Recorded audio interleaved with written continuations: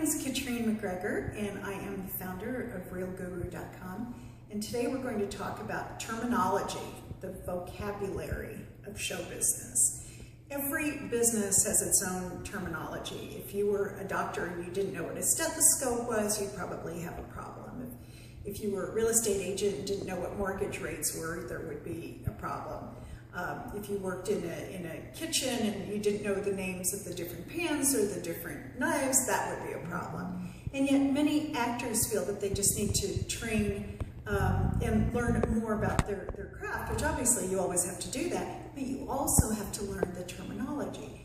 When people go to law school or to medical school, they not only learn the basics of what they're going to need for their practice as far as being attorneys or doctors, but they also learn how to run their offices, and they learn the business of what their business is going to be. And that's one thing I really need to encourage you to do as actors. When you go into audition, you're looking for any reason to eliminate you.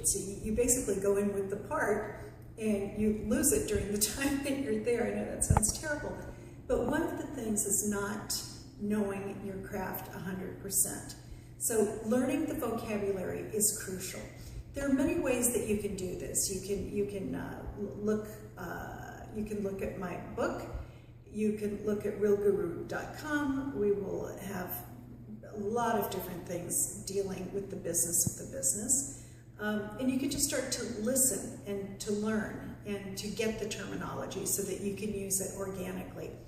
One of my favorite stories, and it's probably wasn't one of my favorite stories at the time because I was pretty upset, but in retrospect it's funny and it definitely makes my point.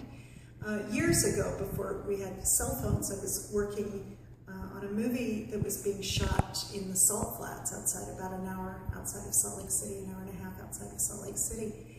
And I had cast an actor who lived in Park City, where the Sundance Film Festival takes place. And so he was probably a good hour and 45 minutes from the location. And it was his first job on a film, so he was going to be able to join SAG. It was a SAG film, and he was just ecstatic. He was so excited. So the assistant directors called him and told him that he had a 6:30 call time.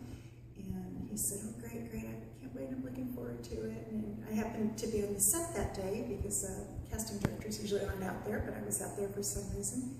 6:30 came around and he wasn't there. Actually, 6:15 came around and he wasn't there, and they started to worry, which tells you that as an actor you need to be early. If you're on time, you're almost late. So get there early.